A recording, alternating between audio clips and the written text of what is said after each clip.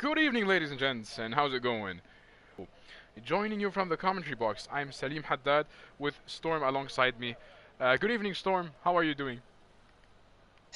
Yeah, pleasure to be back in PSGL this season as it is such a iconic track to come back to Monaco. Obviously, the crown jewel in Formula One. Last race won by Max Verstappen in 2021. Obviously, with the Charles Leclerc red flag, and we know this track can offer some chaos, but hopefully we finished with the 19 drivers all still intact this evening. Well, of course, we remember the Michael Schumacher incident that happened in Monaco a couple of 10 years ago. We don't want to see that tonight, of course, don't we? Of course not. No, we don't want to be seeing any accidents, hopefully, and lest VSCs and safety cars. We see the best racing action possible in PSGL F10, as we're just going to have to get ourselves back up to speed, as I believe we've missed the first and the second round, unfortunately. But yeah, we're in for a treat tonight, especially being Monaco. So, a lot of drivers have left the pits at the moment, going for their out laps. My camera is currently on Jordi Boxtel 74. Strategy-wise, it looks like most of the drivers are going on softs. Yeah, it is more predominant, I think, for a soft tyre to be used in qualifying sessions. As we've seen in real life qualifying sessions, drivers will opt for the quicker tyre, obviously being this type of track. I don't think there's very many invalidation parts of the track you can do, as I'm on board with Bradders as he goes through the tunnel. Gotta pick your braking point here, because we've seen in previous moments people have got it wrong, and yeah, it's ended either in the wall or they've gone straight on, and it's not looked too good.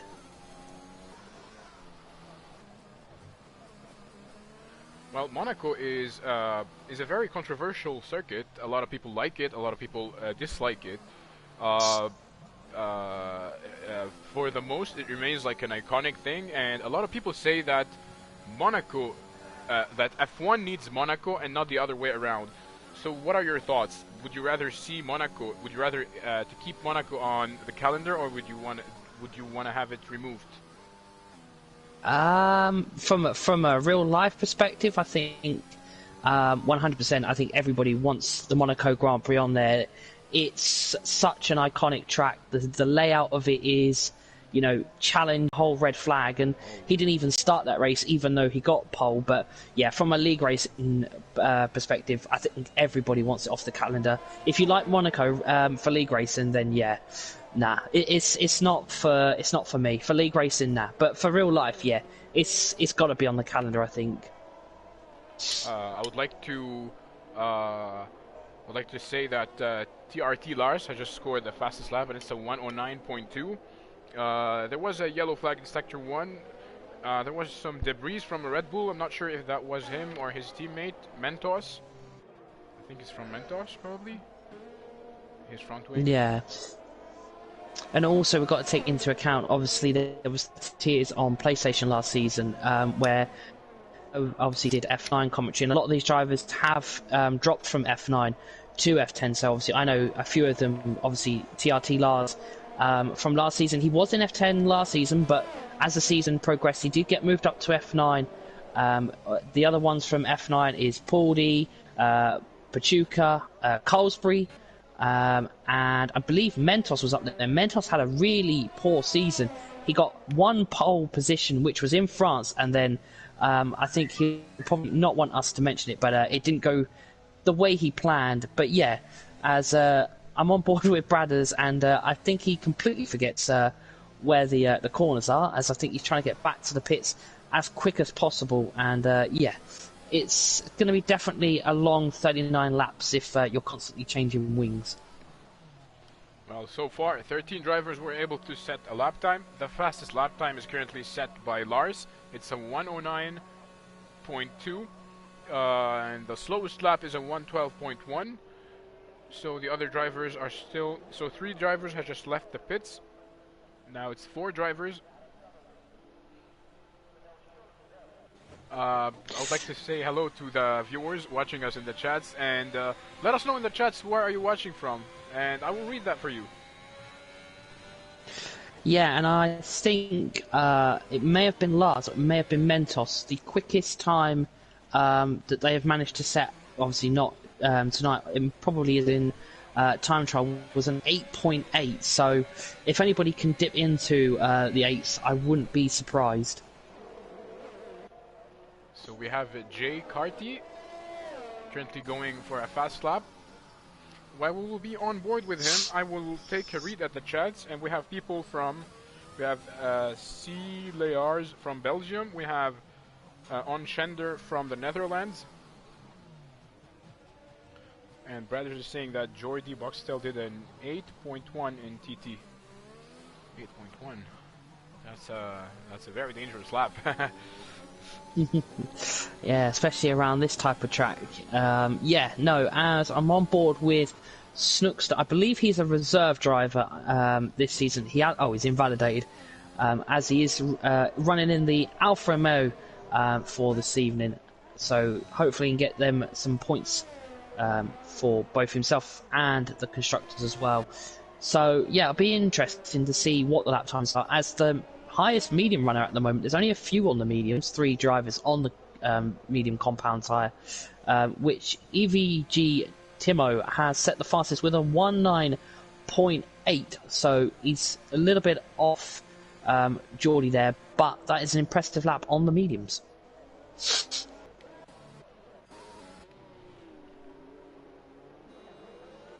I am currently on board with Petuka 16, who will be going for a fast lap. We will be on board with him and watch out his lap and maybe steal his braking points.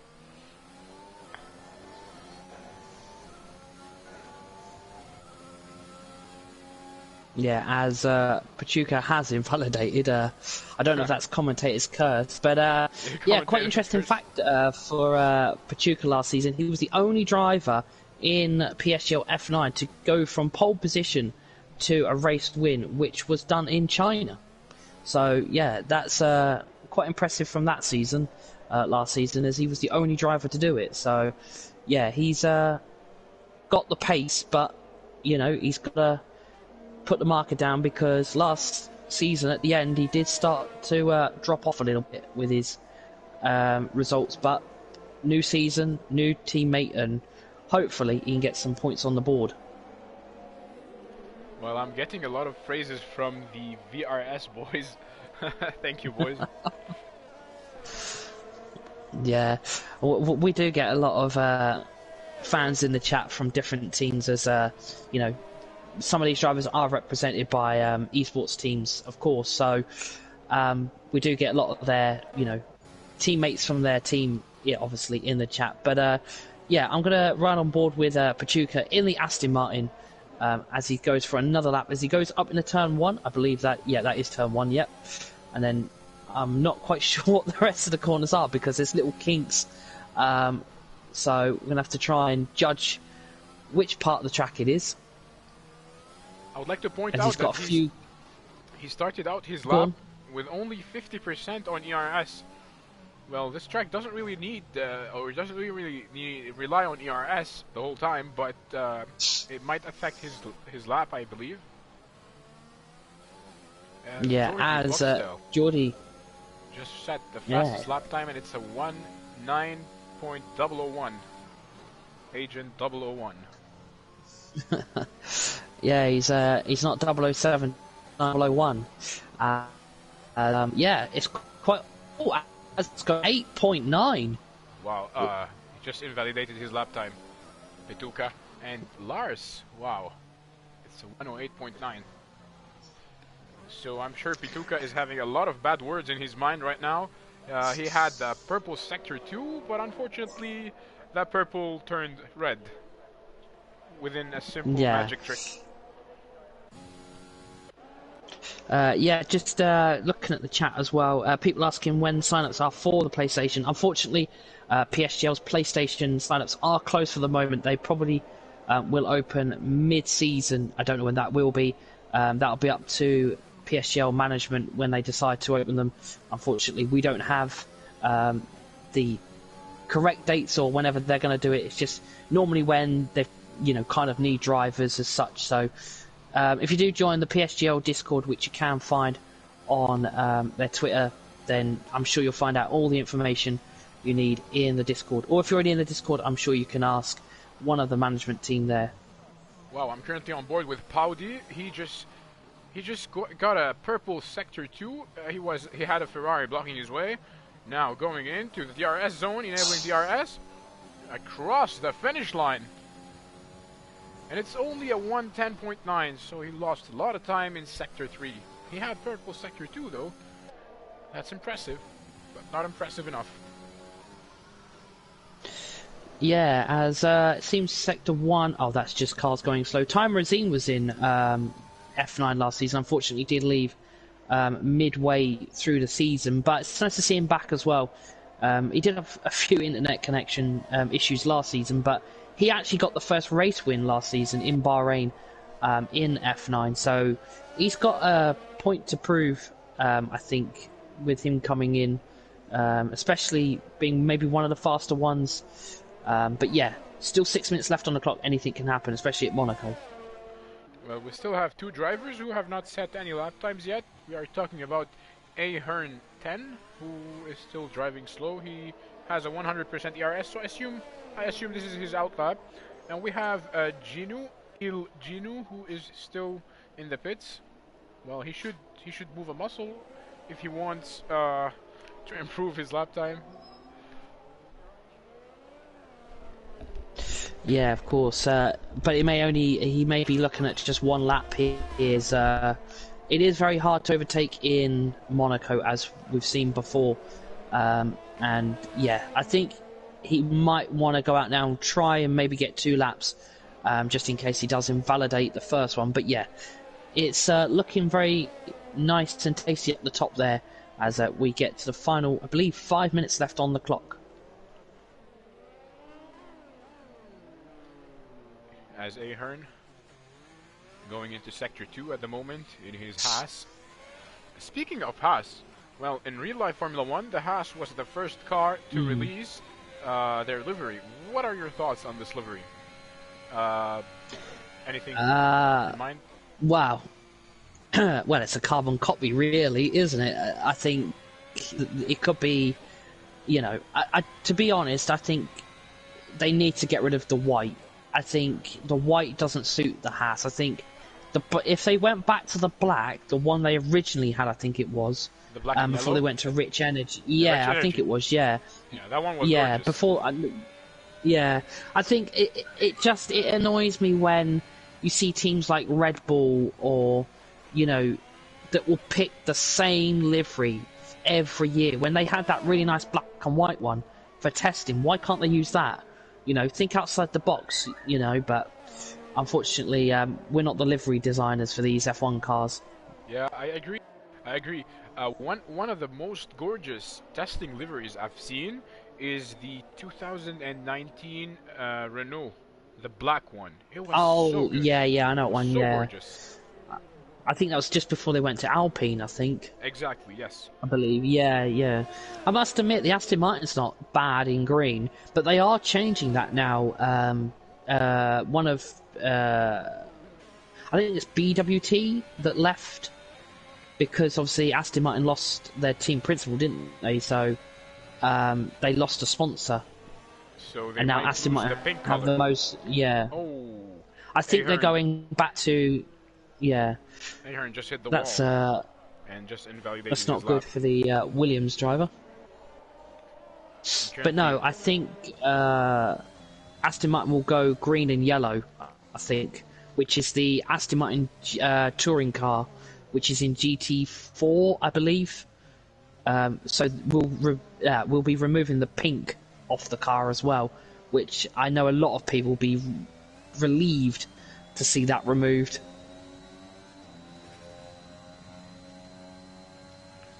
Oh, there's a tyre on the track. A tyre? Yeah, I think it's a glitch. I don't think it's actually in the way of. It's just, a glitch, I think, unfortunately. It's quite Yeah, I can interesting see. to see. I can see it now. Yeah, should get a steward out there. So, but yeah, no, it's quite interesting because Carlsbury was quite up in F9 last season. Obviously, the one I commentated on. He was quite up there, top 5, you know, reaching for the podiums. But to Wow, see him down what a in lap! P17, Apologies if I interrupted you. Il Genu just got that's a alright. 109.3, currently in P5. That's very impressive. From no laps at all to P5. Very, very impressive. Sorry, go ahead. No, I was just saying that it's like a shock to see Carlsbury last season up there, and then in a different competitive field, he's, you know, quite far down. But yeah, good qualifying session at the moment from Red Bull main team, which is obviously Lars and Mentos, and then you've got backing them up. You've got the two AlphaTauris of El Genu and obviously Time Razim. So yeah, going well for the Red Bull. Well, For the sister yeah, duo. team. Yeah. I was trying to work out if it was 2 or 4. And now we still have But no, Ahern, everyone. who still hasn't completed a valid lap time yet. And he still has, well, I'm not able to see how many times we have left.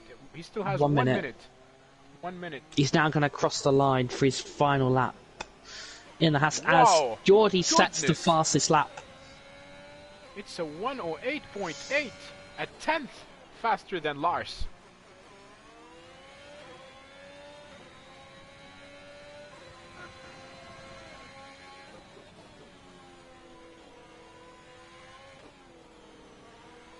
That's an impressive lap from Geordie. I don't think I would even do that on time trial. But yeah, no, the hairpin. Oh, Haas may use each other here because Ahern is right behind his team, which is Geordie. Wow. That's So that's a I smart, think they're going to use each other as a use smart each other as a strategy. toe. Yes, they did.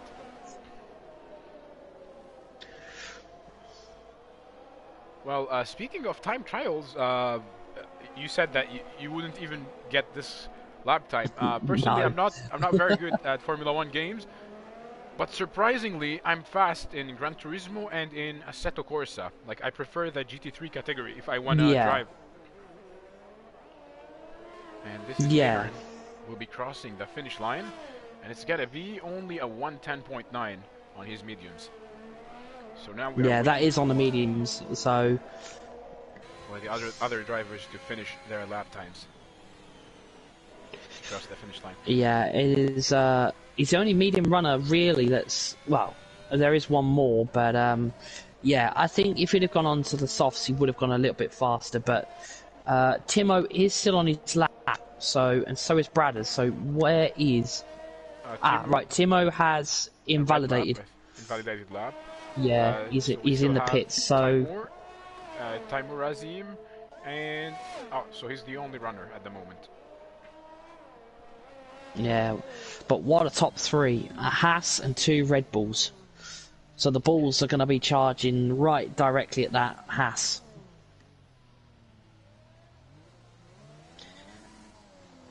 I'm just wondering, I'm not a steward in PSGL, but the 2 Haas's, I don't think towing or slipstream is allowed. So I think that may go to stewards after, but obviously that's up to... I'm pretty sure there was a conversation about it last week, or this week, or over the course of this week about Monaco. But yeah, I shall leave that for the stewards. I'm not getting involved. Well, I'm not yeah. aware of that, but I've never imagined that there would be a rule telling or forcing the drivers not to tow each other.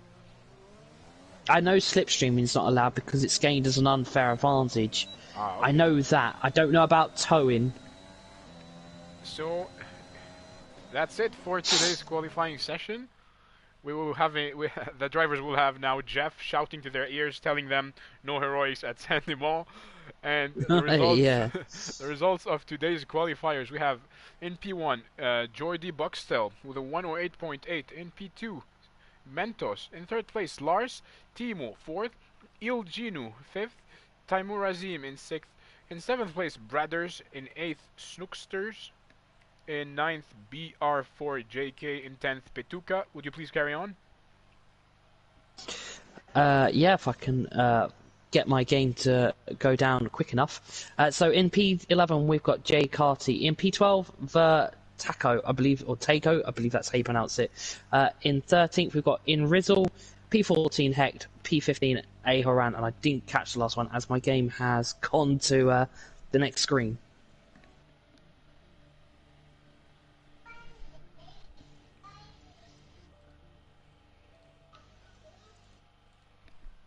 It'd be interesting to see what the weather is as well. And that's looking overcast.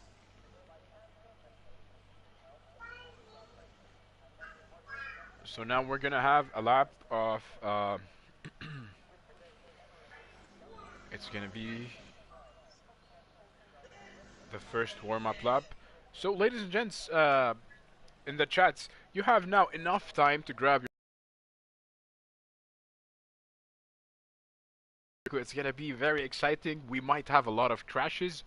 I don't know if you're fans of crashes or not, but it's always fun to see close battling in Monaco. So run to the kitchen, open the fridge. You have enough time. Come on, go on.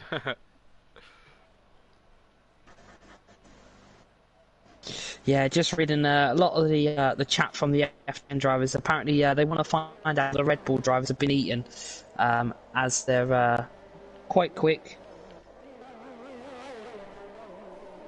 As the drivers will now complete one formation lap just to warm up them tyres, ready for the lights out here of. Oh, yeah. Just gonna try and.